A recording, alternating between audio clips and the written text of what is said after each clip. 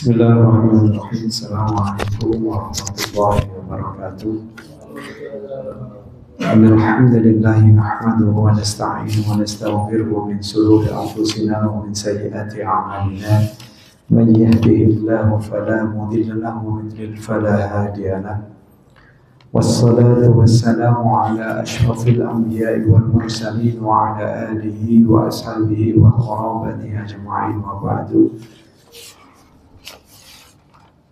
Alhamdulillah, untuk yang kesekian kalinya kita masih bisa bermuajah, bertatap muka setelah kita melaksanakan sholat maghrib berjamaah di Masjid Rubul Huda. Tentunya harapan kita semua apa yang telah kita lakukan pada malam hari ini diterima oleh Allah Subhanahu wa Ta'ala. Amin, amin ya rabbal alamin. Baiklah Bapak-bapak, saudara-saudara yang dirahmati Allah Subhanahu wa Ta'ala, marilah kita buka pembacaan kitab dalam hal ini, yaitu kitab At-Taj Al-Jami'u lil Usul fi Ahadits Rasul yang disusun oleh Asy-Syaikh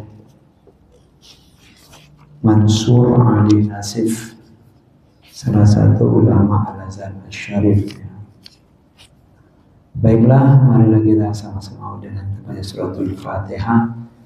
Mudah-mudahan Allah Subhanahu wa Ta'ala membimbing kita dan juga menunjuk ke kita sehingga kita mendapatkan pemahaman yang sesuai dengan tentunya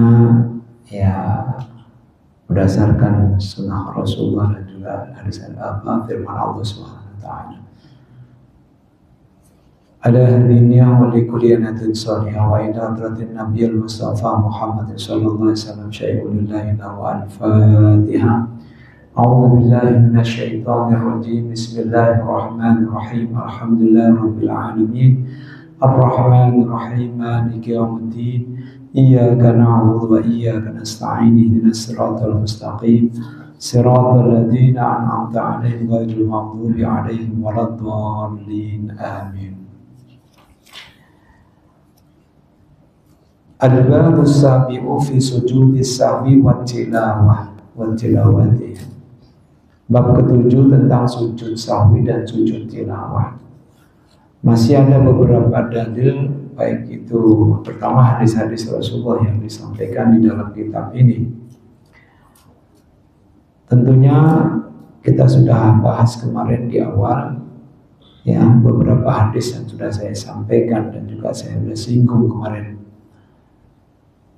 Pada hakikatnya ketika menyikapi hadis Rasulullah SAW ini, para ulama berbeda pendapat tentang pelaksanaan sujud sahwi itu sendiri, apakah di dalam sholat ataupun di luar sholat. Sebagian mengatakan di dalam sholat, sebagian yang lainnya mengatakan di luar sholat.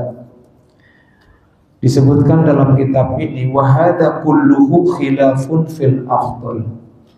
Di dalam kitab ini disebutkan bahwa perbedaan itu terjadi hanya karena masalah yang lebih afdal, yang lebih utama. Wa illa fahuwa yujzi'u qabla salami wa ba'dahu indal kull liwurudihi. Pada prinsipnya pelaksanaan sujud sahwi ini bisa dilakukan sebelum salam maupun sesudah salam. Hal ini terkait didasarkan kejadiannya. Kalau kejadian lupanya misalnya di dalam, melakukannya di dalam. Tapi kalau di luar, dilakukan di luar. Hanya perbedaan pendapat saja para ulama. Ada yang berpendapat saklek sesuai dengan hadis bahwa dilakukannya di dalam sholat, dan juga ada juga yang berpegangan bahwa Nabi juga pernah melaksanakan di luar sholat. Selain daripada hadis tentang di mana Rasulullah pernah lupa melakukan sholat asar, yaitu di rakaat kedua beliau sudah melakukan salam. Ini juga ada satu hadis yang terkenal dengan hadis Dzul Yadain, hadis Dzul Yadain. Ada juga seorang sahabat Nabi ya, Shallallahu Alaihi Wasallam, seorang sahabat Nabi yang bernama di sini disebutkan sahabat Al-Mughirah. Ya. Dari satu hadis An Ziyad bin Ilaqah, dari Ziyad bin Ilaqah, qala berkata, shalla binal Mughiratu falamma shalla rak'ataini qama wa lam yajlis. Jadi sahabat Al-Mughirah ini sholat bersama para sahabat yang lainnya. Ya. Falamma shalla rak'ataini, ketika sampai pada rakaat kedua, dan beliau juga menjadi imam. Ya. Qama wa lam yajlis, beliau berdiri, sahabat Mughirah ini. Walam yajlis, dan dia tidak duduk. Fasabbaha bihi man khalfahu, kemudian para makmumnya mengucapkan atau membaca subhanallah, subhanallah. Ya, di sini untuk mengasih tahu ya liyatanabah. Ya, liyatanabbahu fayaudu lil julusi falam yaud amdan liyu'allimahum al-hukmah. Jadi baca subhanallah itu para makmumnya untuk ngasih tahu imamnya bahwa disuruh untuk kembali duduk. Ya, fayaudu lil julusi falam yaud, tapi tetap saja sahabat Imam Mughirah ini tidak duduk. Walam ya'ud amdan, dia sengaja tidak duduk. Liyu'allimahum al-hukmah, karena sahabat Al-Mughirah ini ingin memberikan pelajaran kepada para makmumnya atau para sahabat yang lainnya. Wa fihi, di dalam hadis ini, ya, dalam hadis ini itu mengandung jawazu tarkis sunnati amdan. Jadi boleh meninggalkan hal yang sunnah di dalam sholat secara sengaja. Wajabruha bisujud, ay wajabruha bisujud. Hanya cukup nanti ditambal dengan menggunakan sujud sahwi. Nah, ini sahabat Mughirah sengaja. Ini hadis diterima oleh seorang sahabat. Sahabat melakukan, berarti sahabat hadis ini sampai kepada hanya sahabat saja, mauquf. Fa asyara ilaihim an qumu. Kita kembali ke matan hadisnya atau isi ya hadis tersebut tadi. Lalu sahabat Mughirah itu mengisyaratkan kepada para makmum, kalau udah pada ribut, subhanallah, subhanallah, maksudnya disuruh sujud lagi. Tapi imam ini masih berdiri, Imam Al-Mughirah, sahabat Al-Mughirah. Nah, beliau mengisyaratkan, disuruh untuk bangun, anqumu, fa'asyara ilaihim anqumu. Ya, mengisyaratkan berdiri, maksudnya begitu. Falamma faragha min sholatihi sallama wa sajada sajdatai sahwi wa qala. Ketika selesai sholatnya dan sudah salam, ya, wa sajada sajdatai sahwi. Oh, di sini beliau melakukan ya sujud sahwi. Wa qala hakadha shola'a Rasulullah sallallahu alaihi wasallam. Jadi dilakukannya tetap di dalam sholat. Inilah yang diperbuat oleh Rasulullah, atau inilah yang dilakukan oleh Rasulullah sallallahu alaihi wasallam. Rawahu Tirmidzi wa Abu Dawud. Diriwayatkan oleh Imam Tirmidzi dan Abu Dawud. Tadi ini hadisnya sahih, ya, hanya Imam Tirmidzi dan Abu Dawud yang meriwayatkannya ini. Nomor 2, bisanadin sholihin, sanadnya ini soleh atau sama dengan sahih, artinya derajatnya sahih. Wa fikum ma taqaddama anna tarkas tasyahhudil awwali amdan aw sahwan yujbiru bis sujudi. Di dalam pemahaman fikih hadis sebelumnya, ya, bahwasanya meninggalkan tasyahud awal secara sengaja ataupun lupa cukup ditambal dengan melakukan sujud sahwi. Jadi ada pemahaman fikih di dalam hadis-hadis yang sebelumnya kita bahas. Jadi ini sahabat Mughirah memang sengaja, ya, hanya tujuannya untuk memberikan pelajaran kepada para sahabat yang lainnya. Maka sengaja untuk tidak duduk melakukan tasyahud awal dibolehkan. Nanti setelah itu ditambal dengan melakukan sujud sahwi. Jadi gitu. Kita akan melanjutkan hadis selanjutnya biar kita sampai pada hadis selanjutnya. An Abi Hurairah radhiyallahu anhu qala sallallahu Rasulullah sallallahu alaihi wasallam salatul asr. Nah, ini yang tadi saya sampaikan. Dari Abu Hurairah radhiyallahu anhu, dari Abu Hurairah berkata, telah sholat bersama kami Rasulullah sallallahu alaihi wasallam salatul asr, sholat asar. Fasallama fi raq'ataini. Rasulullah mengucapkan salam atau melakukan salam pada rakaat kedua. Padahal sholat asar jumlahnya 4 rakaat, tapi di rakaat kedua Rasulullah sudah mengucapkan salam. Berarti setelah melakukan tasyahud awal. 2 di sini, 3 ya. Ada penjelasannya di sini. Nasiyan, dalam keadaan lupa, ya. Wa huwa jaizun ada Nabi sallallahu alaihi wasallam litashri'i ma'a wujubi tadarukil mansi li'annahu aqwa fil bayan.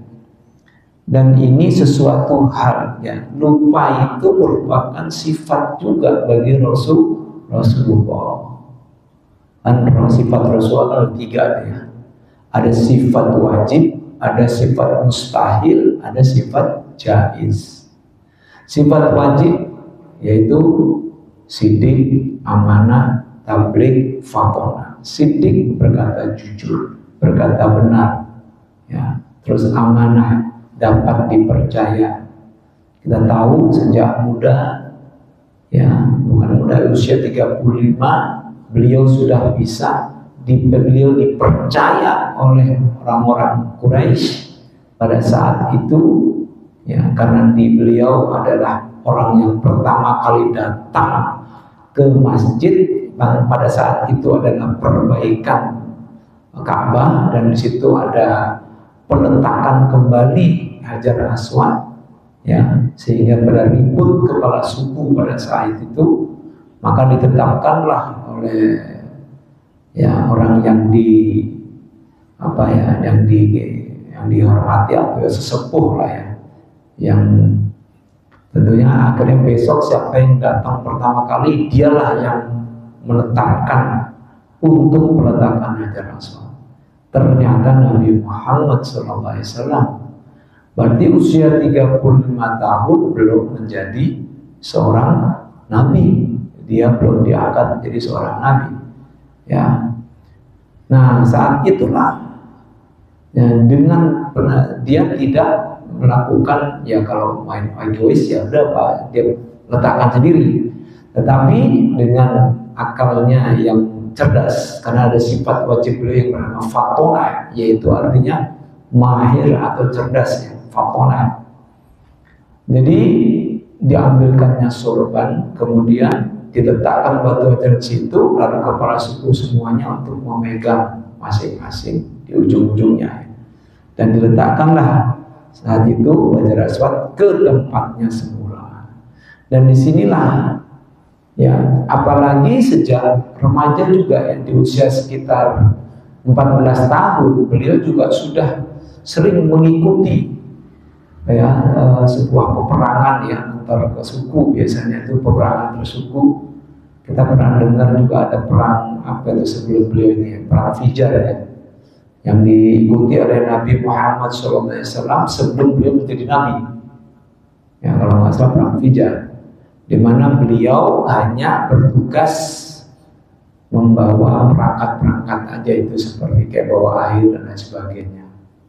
Itu pun beliau dipercaya, ya, sehingga Rasulullah itu sudah diakui amanat, maksudnya dapat dipercaya untuk dititipi ya amanat itu beliau.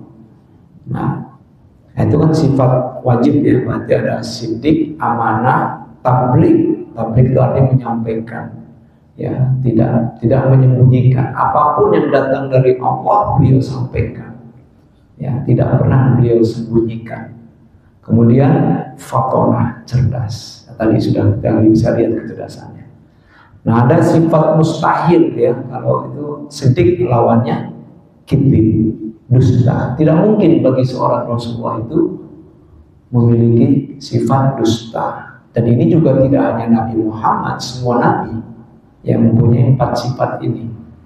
Ya, berarti lawan daripada sidik, kadzib, dusta. Tidak mungkin. Mustahil itu adalah sifat yang tidak mungkin dimiliki oleh seorang nabi. Mustahil. Ada kadzib, lawannya amanah, khianat, curang, atau tidak dapat dipercaya. Ada juga lawannya fatonah atau cerdas. Berarti lawannya apa? Badadah atau jahal bisa juga, tapi badadah itu artinya bodoh ya. Jangan-jangan kata bodoh itu berasal dari bahasa Arab ya. Cuma hilang-hilangnya aja, badadah, bodoh, badadah ya, artinya bodoh. Tidak mungkin bagi seorang rasul itu. Kemudian tabligh lawannya kitman itu menyembunyikan, katama yang itu artinya menyembunyikan. Tidak mungkin seorang nabi menyembunyikan, artinya mustahil. Nah, ada sifat jaiz, yang jaiz ini adalah boleh ada pada Rasul, boleh juga tidak. Artinya apa? Sifat biasa yang dimiliki sebagai seorang manusia. Beliau menikah, beliau juga berkeluarga, punya anak, beliau juga mencari nafkah, dan juga beliau juga lupa ya.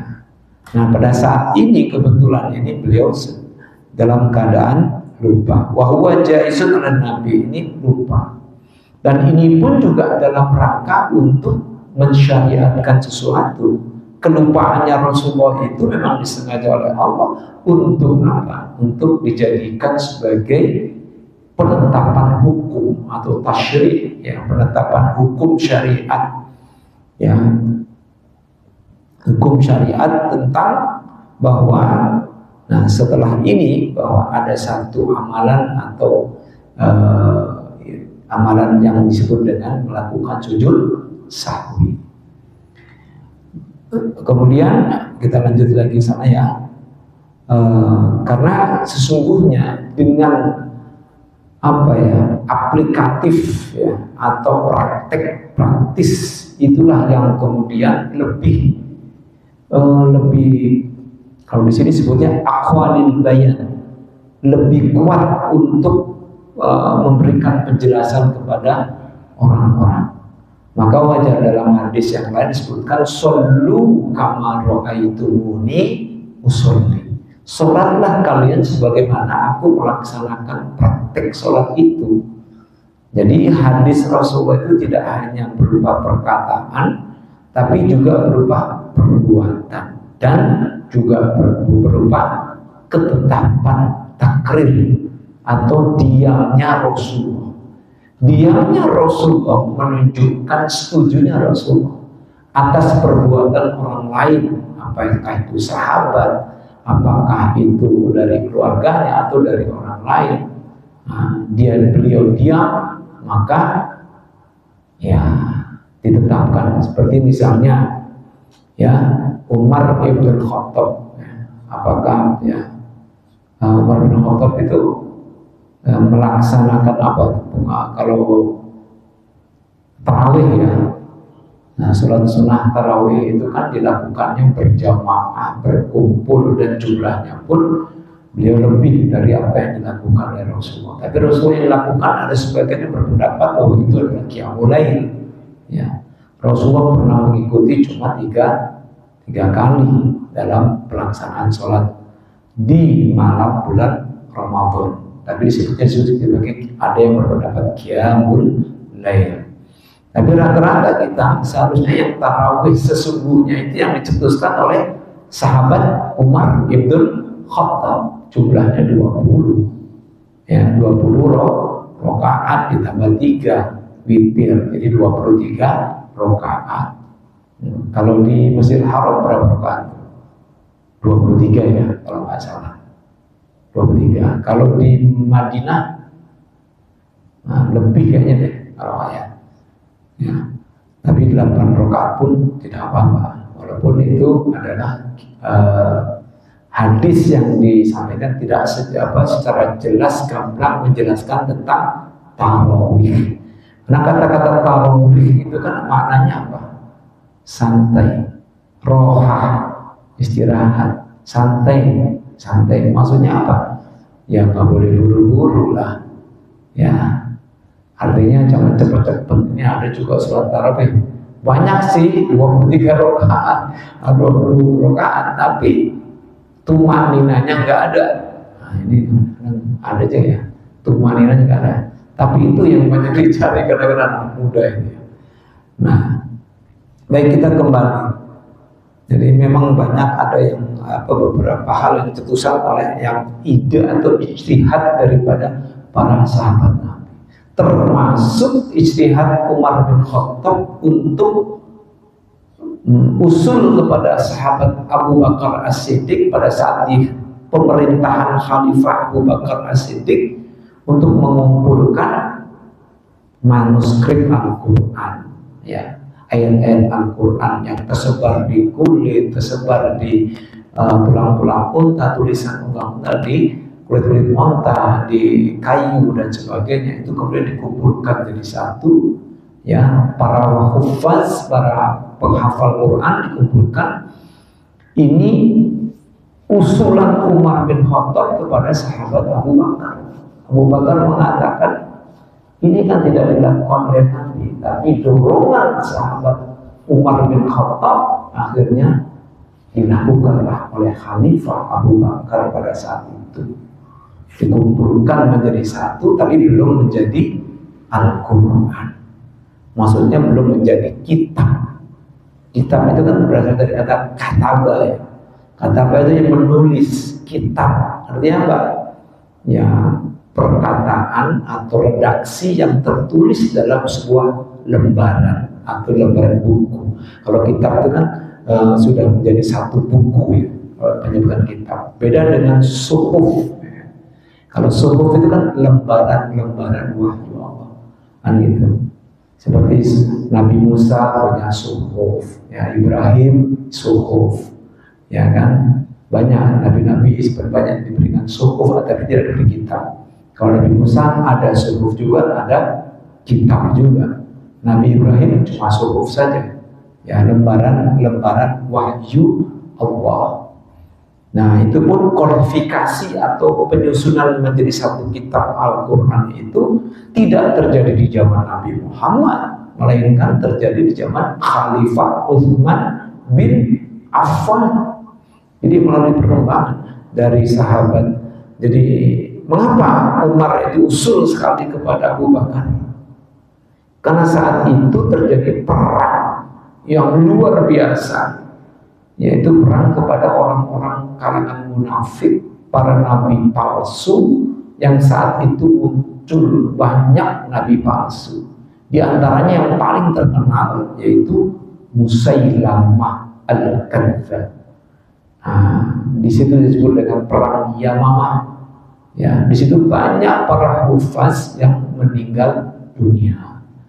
Sehingga khawatir takut hilang, maka segeralah ditulis. Kalau tulisnya mudah sih, sudah ditulis ya, sudah ditulis. Ya, yang tidak boleh ditulis itu saat itu adalah hadis. Hadis. Hanya ada beberapa orang yang hafalannya kurang kuat, dibolehkan oleh Rasulullah untuk menulis hadis, yaitu Abu Syah, ya, supaya tidak tercampur antara Al-Quran dengan hadis. Sehingga para sahabat Nabi itu dahulu itu langsung hafal. Dan luar biasanya, para sahabat itu menghafal Quran belum beliau pindah dari satu surat ke surat yang lain kalau belum dikuasai penuh surat itu. Maka para ulama berpendapat para sahabat dahulu selain dia menghafal Quran, dia juga ahli ya dalam penetapan hukum agama yang ada di dalam itu, sehingga mengerti seluk-beluk ya daripada asbabun nuzulnya. Kalau ada asbabun nuzulnya, tidak semua ayat atau surah ya yang ada asbabun nuzulnya. Ada yang tidak ada asbabun nuzulnya atau sebab-sebab diturunkannya Al-Quran. Nah itu dikumpulkan oleh, nanti kemudian dikumpulkan di istri Nabi juga saat itu manuskrip Al-Quran itu yang bernama Hafsah binti Umar, yang dia juga putri dari Umar ibnul Khattab.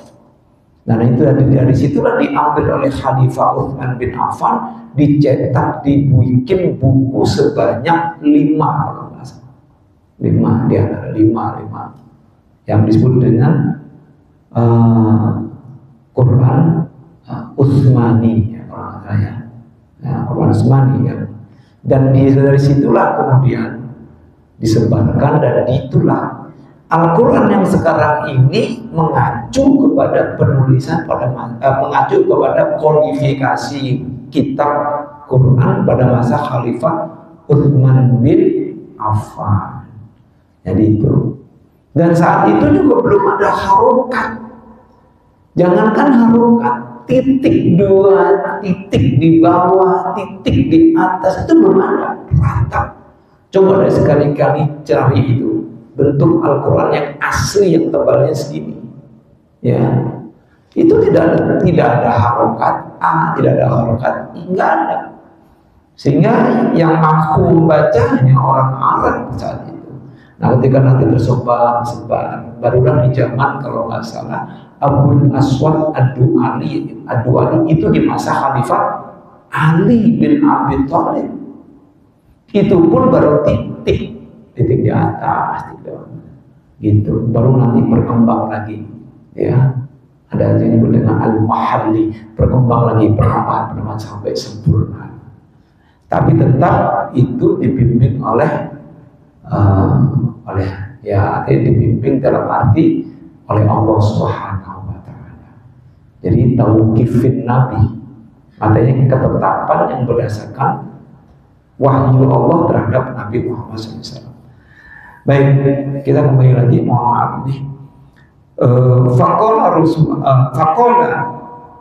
Faqoma Dzul Yadain. Kemudian seorang sahabat yang bernama Dzul Yadain berdiri. Mengapa dia disebut sebagai Dzul Yadain? Du itu artinya memiliki, Yadain itu kedua tangan.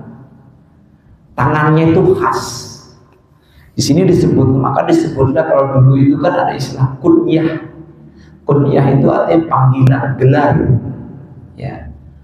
Cuma gelar itu kan gelar yang baik, bukan gelar yang buruk. Ya. Kalau gelar yang buruk tidak boleh kan. Ada dalam surat Al-Hujurat ya. Wala tanabazu bil alqab, laqab jamaknya alqab. Janganlah kamu kalian memberi gelar yang buruk, nggak boleh itu. Wala tanabazu bil alqab, bisal ismul fusuq ba'dal iman. Ya, Memberi gelar-gelar buruk itu adalah seburuk-buruk nama seorang fasik setelah beriman. Fasik itu orang yang banyak dosa besar. Kadang-kadang orang namanya enak aja main gelar-gelarin gitu ya. Tapi bagaimana kalau dia seorang pelawak ya, dengan gelarnya itu akhirnya dia menjadi penyerbat uang. Itu seperti kayak bolot gitu ya. Atau kalau dia rela ya. Tapi kadang-kadang kan gelar itu, nah di sana itu kalau di Arab itu suka ada gelar-gelar itu suka. Ya misalnya seperti Khalifah Utsman bin Affan digelari apa? Dzun-Nurain oleh Nabi Muhammad SAW. Dzun-Nurain itu adalah pemilik dua cahaya, bisa juga disebut pemilik dua cahaya. Maksudnya apa? Karena Utsman bin Affan menikahi dua putri Rasulullah, tapi tidak sekaligus, turun ranjang. Nah, turun ranjang ya, tidak sekaligus, Ruqayyah dan Ummi Kulsum. Jadi itu disebut, makanya penyebutan yang bagus itu ya, dengan misalnya itu tadi itu Murah. Umar bin Khattab ada Al-Faruq, ya, pembeda antara yang batil hak ya. Ya, al-farqu bainal haq wal batil, sing al-faruq. Ya. Bisa juga waktu kecil itu Umar tetap sebut dengan juga al-hudairah, singa atau harimau. Kan Umar bin Khattab itu kan saat mudanya dia itu jago gulat, ya, selalu menang kalau dia bergulat. Luar biasa Umar, badannya emang berbeda. Kalau gulat pasti menang, bisa banting orang yang lebih besar juga. Nah, ya, makanya Umar itu luar biasa berani. Ya, kalau Ali ya karomahullahu wajah, Allah memuliakan wajahnya. Nah, karena apa? Karena dia, yaitu Ali bin Abi Thalib, sejak kecil sampai usia dewasa, ya, dia tidak pernah berhadapan langsung dengan berhala, maksudnya melihat berhala. Ada yang mengatakan begitu, ada juga yang mengatakan dimuliakan wajahnya karena tidak pernah melihat aurat besarnya, katanya. Ya, wallahu a'lam ya. Tapi yang pasti kalau menurut saya tidak pernah berhadapan dengan berhala itu. Sejak kecil itu Ali bin Abi Thalib hidup bersama Nabi Muhammad dan Khadijah, melihat bagaimana Nabi sholat dengan Khadijah. Ya. Nah itu, dan juga Nabi Ali juga ada panggilan lagi yang dari Nabi Muhammad yang disebut dengan Abu Turab. Nah itu juga panggilan Ali bin Abi Thalib. Gitu. Abu Turab, yaitu bapak tanah. Kenapa? Karena Ali sering kalau tidur itu sampai ya, kadang dia nggak pakai baju atasan, baju yang terbuka gitu, sehingga nempel ke tanah. Ya, betul, bapak tanah. Maksudnya, ini orang kok tidur sampai ke tanah-tanah sih gitu. Nah, tapi kalau panggilan-panggilan yang baik itu boleh. Ya, kalau perempuan pakai umu siapa, umu apa, umu ini atau yang lainnya. Seperti Aisyah ya kan, itu kan Humairah, ya, wahai yang wajahnya kemerah-merah. Yang kalau seandainya lagi marah, Aisyah itu kan putih, sehingga merah kalau dia lagi cemburu, marah pada Rasulullah. Ada kalanya memang Aisyah sering cemburu ya. Aisyah ini memang dinikahi sangat maklum lah, masih muda, sehingga kadang dia cemburu ya. Bukan kadang, sering. Karena Nabi itu sering nyebutin Khadijah dulu gitu ya. Wah, Khadijah kayak gini, ya cemburu, tapi wajar. Tapi mengapa Nabi Muhammad itu sampai menikahi seorang perempuan yang sangat muda sekali, yaitu 9 tahun? Nah ini kan kalau orang-orang di luar kita, orientalis barat itu kan mengatakan ya gitu ya, nauzubillah min dzalik. Tujuannya ada, Pak, yaitu apa? Untuk regenerasi. Bakal beliau wafat, nanti yang menjadi rujukan para sahabat untuk bertanya tentang hadis-hadis Rasulullah kepada beliau. Karena Aisyah ini pintar, cerdas, dan banyak mengumpulkan, meriwayatkan hadis juga, gitu.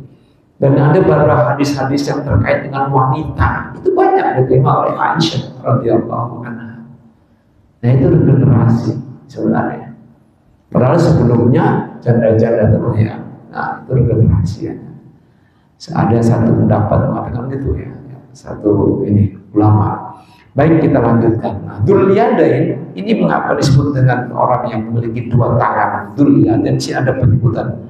Rajulun fi yadayhi tulun wa ismuhu al-khirbaq wa huwa ghairu dishamalain al-musamma bi Umair ibnu Amr. Sebenarnya namanya banyak ya. Nama aslinya di sini disebutkan khirbaq. Ya. Dialah orang yang memiliki shimalain. Shimalain itu apa ya? Ya apa ya? Dua arah ke kiri ya. Shimal. Tangan kiri, tangan. Tapi maksudnya ini kepanjang ya. Di sini disebutkannya tul. Rojulun yang tangannya itu kedua-duanya panjang. Disebutnya panjang, agak lebih panjang tangannya daripada kebanyakan orang. Nanti ada satu hal gitu ya. Ya. Biar mungkin khas gitu ya. Di sini kita langsung saja terkait dengan itu. Faqala. Jadi sahabat Dzul-Yadain ini bertanya kepada Rasulullah. Dia berdiri langsung tanya kepada Rasulullah. Setelah Rasulullah selesai dari sholatnya karena mau salam. Aku siratis sholatu ya Rasulullah. Amnasita. Wahai Rasulullah, apakah Rasulullah meringkas sholat atau sholat asar ini menjadi 2 rakaat? Atau Rasulullah lupa? Gitu. Dia yang berani. Yang lain berani wajar. Dulu tuh begitu, sama. Ya, kalau Rasulullah salah, ya diam aja, diam semua. Dia enggak ada. Yang berani cuma Dzul-Yadain, berdiri langsung. Nah, berdiri sambil ya sholat. Ya ada juga di antara para sahabat saya mulai melotot gitu. Mengibaratkan dia orang gitu. Udahlah biar gitu istilahnya kalau gitu ya. Nah, faqala Rasulullah kullu dzalika lam yakun. Itu semua enggak terjadi bagi saya. Kata Rasulullah, lam yakun ya, tidak akan terjadi, tidak terjadi. 5 di sini penjelasannya. Wa fi riwayatin lam ansa wa lam ya walam lam ansa wa lam uqassir ai fi dhanni. Aku tidak lupa dan aku juga tidak meringkas dalam perkiraanku, dugaanku menurut Rasulullah. Tapi Rasulullah langsung di sini dikatakan qad kana ba'du dzalika ya Rasulullah fa aqbala Rasulullah. Sungguh telah terjadi sebagian hal itu ya Rasulullah. Nah, sebagian itu maksudnya ya artinya Rasulullah juga terjadi ada lupanya juga gitu. Ada lupanya gitu. Akhirnya apa yang dilakukan Rasulullah? Fa'aqbala Rasulullah 'alan nas. Rasulullah menghadap kepada seluruh orang. Dia untuk apa? Untuk meyakinkan di sini. Apa katanya beliau? Faqala as-sadaqatu Dzul-Yadain. Benar nih apa yang dikatakan Dzul-Yadain. Nah, kata Rasulullah. 7 wa fi riwayatin ahaqqu ma yaqul. Apakah betul yang dikatakan oleh Dzul-Yadain ini? Faqalu, yang lain baru ngomong, berani. Setelah ada satu orang yang berani, baru berani ngomong. Ya, faqalu, na'am ya Rasulullah, bala ya Rasulullah. Iya ya benar Rasulullah, benar. Gitu caranya gitu. Tadi dia mana? Yang berani cuma Dzul-Yadain. Hanya Dzul-Yadain. Faqalu na'am ya Rasulullah. Fa'atamma Rasulullah ma baqiya minas sholati thumma sajada sajadataini wa huwa jalisun ba'da taslim. Ya. Jadi Rasulullah kemudian menyempurnakan kekurangan tadi yang 2 rakaat tadi sholat asar tadi. Nah, di sini Tampak bahwa yang menyempurnakan ini hanya Rasulullah sendiri. Ya, fa'atamma. Ya, ma bagian itu masa jeda, kemudian beliau sujud 2 kali dalam keadaan duduk setelah salam sholat tadi yang sebelumnya yang salah, yang jumlahnya cuma 2 rakaat. Nah, kita lihat penjelasan di sini 8. Wa min hadza akhadha al-hanafiyyatu anna sujuda ba'da salam daiman. Dari sinilah kemudian ulama Hanafiyah menetapkan hukum sujud sahwi itu, bukan hukum pelaksanaannya ya, bahwa pelaksanaan sujud sahwi itu dilakukan setelah salam secara mutlak, secara mutlak. Wa fihi annal khuruj minas sholati, ya, annal khuruj minas sholati wa qat'aha bit taslim ala dhannil itimami la yubtiluha. Dari sini dari hadis ini ya terdapat pemahaman ya fikih, ya bisa juga ada pemahaman bahwa keluar dari sholat setelah diputuskan atau ditutup dengan salam, ya, kemudian itu juga karena diperkirakan sudah sempurna, la yubtiluha, tidak membatalkan sholat, walaupun sudah terjadi dialog, berbicara udah putus kan, udah putus. Kalau udah ngomong ya, ada sebagian ulama mengatakan selama belum bicara, ya si imam ini pertama, baru ya ada yang mengatakan tidak batal gitu, ya seharusnya tidak. Ini nanti ada perbedaan pendapat. Jadi tidak membatalkan walaupun itu sudah ada pembicaraan. Nanti saya bahas. Wabihi qala al-jumhur salafan khalafan. Yang jadi ini sesuai dengan pendapat jumhur ulama, yang sepakatnya jumhur ulama baik yang salaf maupun khalaf sepakat. Jadi tidak membatalkan sholat. Karena kan dia baru ingat setelah dikasih tahu oleh seorang sahabat bernama Dzulyadah, dan itu terjadi dialog, ya, pembicaraan. Wa qala al-Hanafiyatu innahu yubtiluha. Tapi ulama Hanafi atau Abu Hanifah, Imam Abu Hanifah, ini sini ulama Hanafi. Kalau disebut al-Hanafiyatu berarti bukan Imam Abu Hanifah saja, tapi ulama Hanafi atau mazhab Hanafi, bahwa kejadian seperti itu membatalkan sholatnya. Disebutnya li hadis Zaid bin Arqam fil nahyi anil kalam, karena ada satu hadis yang diriwayatkan oleh Zaid bin Arqam, larangan untuk berbicara, gitu. Larangan untuk berbicara setelah kalau seandainya si imamnya ini terutama ya. Wa ajabal jumhur bi anna nahya anil kalami am wa khassasa bidzalik. Tapi alasan jumhur ulama salaf dan ulama khalaf mengatakan bahwa larangan itu bersifat umum, ya, tidak bersifat khusus, sehingga makanya boleh, ya, dalam keadaan ini ibaratnya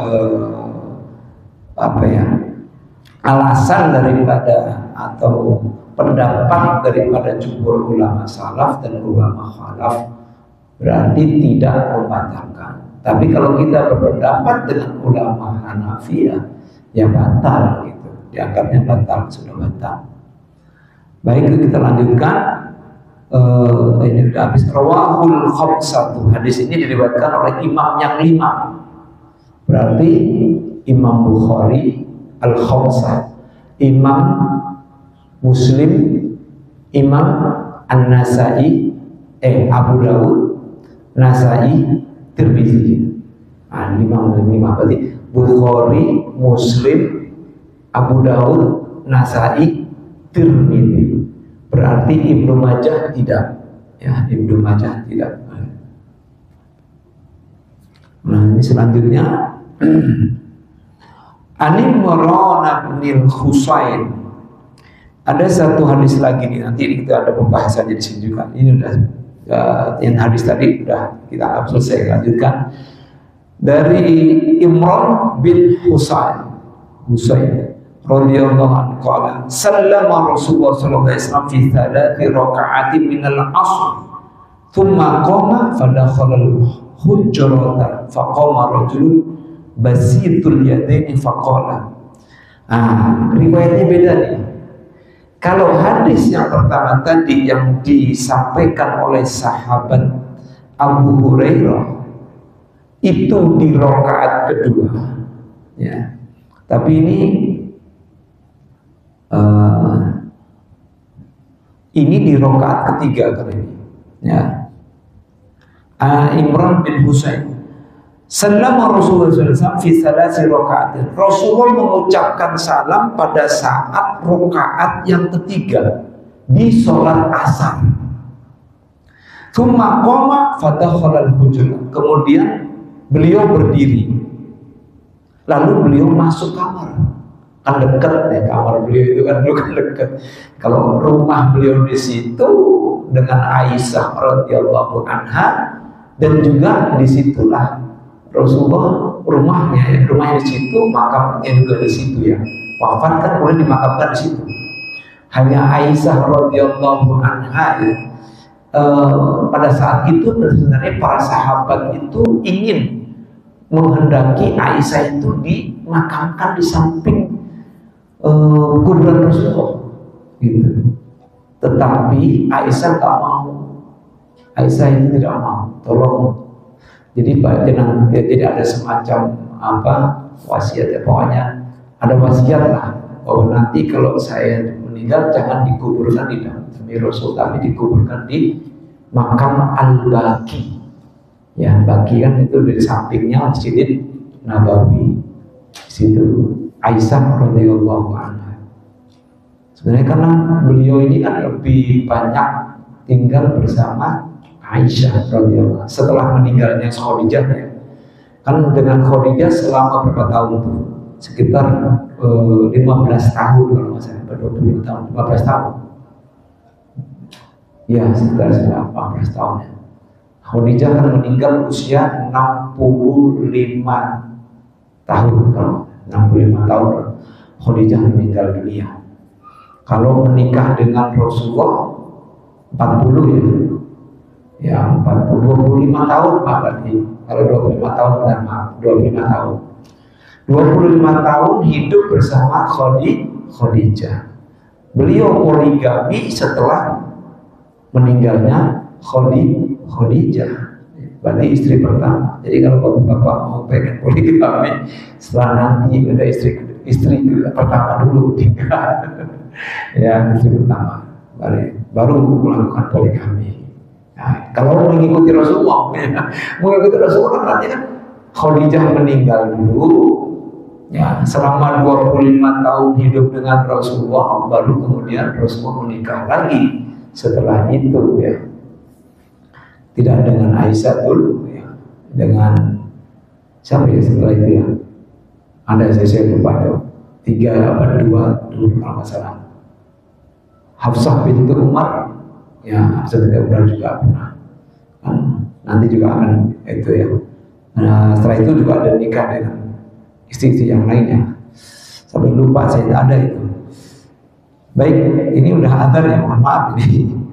Aku sirat sholat ya Rasulullah. Ini fakhoroja mawkudoban fasullah rahmatal latika tarqatu masallamat majalah. Nah, hadis ini ada kata-kata mukdoban. Rasul marah gitu ya. Karena di sini kalau disebutkan ya rajulun basitul yadain, seorang laki-laki yang kedua tangannya panjang, panjang membentang, panjang. Itu berdiri, Rasul mau masuk kamar, ya dia masuk kamar, ya kemudian dia masuk. Apakah sholat dikosor atau dipendekkan? Rasulullah tiba-tiba keluar sambil marah. Di sini mughdab kali ini mughdaban fasal Ramadan. Nah ini riwayatnya dari seorang Imran Husain, sahabat Rasulullah. Dan beliau kemudian karena tarokat salama, beliau sholat 1 rakaat lagi, lalu beliau salam, lalu beliau melakukan sujud sahwi dua kali dan beliau salam kembali. Nanti di sini kita akan bahas pada waktu yang akan datang, ya mohon maaf ya, karena sudah adzan. Dan nanti di sini terkait juga boleh nggak baca tasahud lagi, gitu kan? Kalau kemarin sudah tersinggung ya, boleh nggak baca tasahud lagi pada saat ada pertanyaan waktu itu kan? Jadi boleh 2 kali, tapi nanti sini ada kurang lebihnya mohon maaf. Mungkin itu saja yang bisa saya sampaikan. Ya kita hanya membaca beberapa hadis supaya kita juga lebih kuat lagi gitu, bahwa memang ini sudah pernah terjadi di zaman Rasulullah, zaman sahabat ya. Dan hadisnya pun sahih. Nah, cuma ada 2 hadis yang berbeda redaksinya. Yang satu ketika rakaat kedua, yang satunya hadis kedua rakaat ketiga. Terima kasih. Wassalamualaikum warahmatullahi wabarakatuh.